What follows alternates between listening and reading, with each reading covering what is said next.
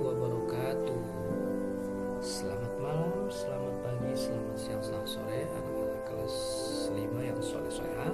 Semoga senantiasa diberikan kesehatan oleh Allah, diberikan perlindungan ya, dan bisa meneladani perjuangan Rasulullah. Sesuai tema kita pada kali ini adalah meneladani perjuangan Rasulullah, yaitu kita akan belajar tentang Fathu Makkah dan Haji Wada. Apa itu Fathu Makkah? Nah, Fathu Makkah artinya terbukanya kota Mekah ya, atau pembebasan kota Mekah. Ini adalah merupakan suatu kemenangan besar bagi Rasulullah dan kaum muslimin, karena dengan terbukanya kota Mekah maka terpancarlah sinar Islam ke seluruh dunia. Fathu Makkah sendiri terjadi pada tahun ke-6 Hijriah, tepatnya bulan Zulqa'dah ya. Nabi dan para sahabatnya di Madinah hendak, apa tujuan mereka ke Mekah? Yaitu untuk melaksanakan ibadah umroh dan berkurban ya. Tepatnya itu Fathu Makkah itu terjadi pada 10 Ramadan tahun ke-8 Hijriah atau 630 Masehi. Akan tetapi ya, ketika kaum muslimin yang berjumlah 1400 dan membawa 10 ekor unta, dalam riwayat lain 70 ekor unta ya, mereka antusias untuk pergi ke Mekah untuk melaksanakan umrah dan berkurban. Ternyata mereka dihadang oleh kaum kafir Quraisy dan menanyakan tujuannya ya. Rasulullah menjelaskan tujuannya, tapi mereka menolak. Akhirnya Rasulullah mengutus Utsman bin Affan untuk menemui pimpinan Mekah, diantaranya adalah Abu Sufyan.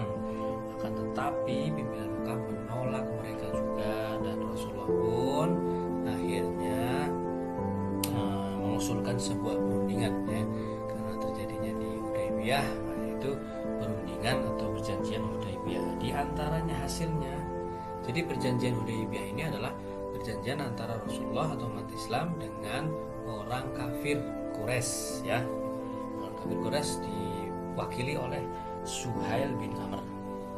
Isi perjanjiannya diantaranya adalah pengikut Nabi Muhammad tidak boleh menjalankan umroh pada tahun ini, namun boleh menjalankan tahun depan, dan waktunya tidak boleh lebih dari 3 hari.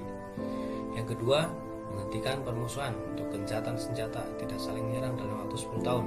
Kemudian yang ketiga, jika ada pihak musyrik Quraisy yang datang ke Rasulullah tanpa seizin walinya, maka harus dikembalikan. Tetapi jika ada pengikut Rasulullah yang akan datang ke kaum musyrik, maka tidak dikembalikan kepada Rasulullah. Dan yang kelima adalah memberikan kebebasan kepada suku Arab untuk memilih bergabung dengan Rasulullah ya. Dengan perjanjian tersebut, mayoritas sahabat itu sebenarnya merasa perjanjian itu terlalu menguntungkan pihak Quraisy. Namun Rasulullah meyakinkan para sahabat bahwa sesungguhnya perjanjian tersebut adalah awal dari kemenangan umat Islam ya. Dan ketika berjalan kembali ke Madinah, di tengah perjalanan turunlah surat Al-Fath ayat 1-3. Bismillahirrahmanirrahim. Inna fatahna laka fatham mubina liyaghfir laka Allahu ma taqaddama min dhanbika wa ma ta'akhkhara wa yutimma ni'matahu 'alaika wa yahdiyaka siratan mustaqima wa yansuraka Allahu nasran 'aziza. Sesungguhnya kami telah memberikan kepadamu kemenangan yang nyata, agar Allah memberi ampunan kepadamu terhadap dosamu yang telah lalu dan yang akan datang, serta menyempurnakan nikmat-Nya atasmu dan membimbingmu ke jalan yang lurus, dan supaya Allah menolongmu dengan pertolongan yang kuat. Surat Al-Fath ayat 1-3 ya. Nah, kemudian setelah kembali ke Madinah, ternyata di tengah masa perjanjian Hudaybiyah itu, ternyata Bani Bakar yang bersekutu dengan kafir Quraisy menyerang Bani Khuza'ah secara licik ya, dilakukan serangan mendadak pada malam hari sehingga mengakibatkan 20 orang wafat dari Bani Khuza'ah. Akhirnya Bani Khuza'ah pun melaporkan kepada Rasulullah, dan orang kafir Quraisy karena takut ya, mereka mengutus Abu Sufyan untuk memperbarui si perjanjian. Akan tetapi Rasulullah menolak, karena ini termasuk pengkhianatan, dan Rasulullah keluar keluar Madinah bersama 10.000 sahabat untuk menaklukkan kota Mekah.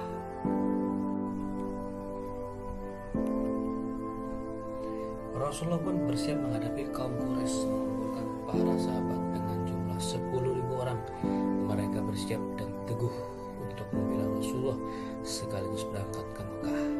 Rasulullah membagi pasukan menjadi 4 bagian, yaitu bagian utara, selatan, barat, dan timur. Mereka masuk secara kompak sehingga terkepung dari segala penjuru. Dan Rasulullah dan para sahabat masuk ke Mekah dengan damai dan tenang serta tidak membawa kerusakan apapun. Ya, dengan pasukan yang sebanyak itu,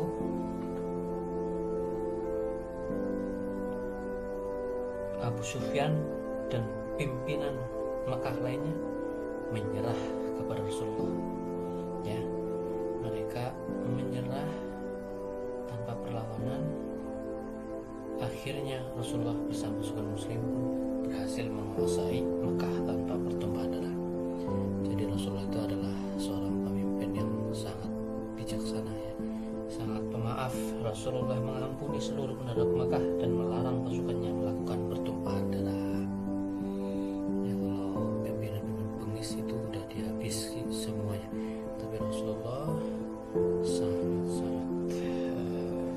berjiwa maaf dan mengampuni seluruh penduduk Mekah termasuk pimpinannya, sehingga mereka pun berkat Rasulullah, ya, sifat-sifat terpuji Rasulullah yang senantiasa maaf, rendah hati, menebar kasih sayang, menepati janji, ya, akhirnya orang-orang kafir Quraisy pun mereka berbondong-bondong masuk Islam, termasuk Abu Sufyan.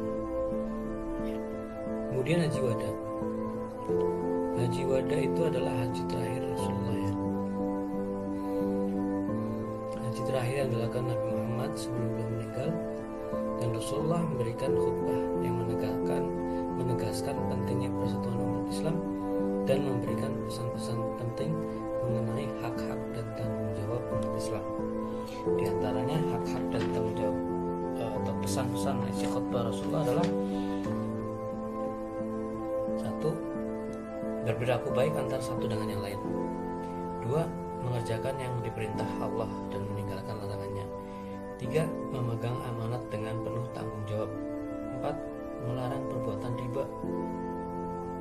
5. Mengajak untuk menciptakan perdamaian. 6. Menghormati terhadap kedudukan wanita. Hak-hak wanita harus dilindungi dan dilaksanakan. 7. Sesungguhnya satu muslim dengan muslim lainnya adalah bersaudara. Rasulullah juga: sesungguhnya aku telah menyampaikan risalah.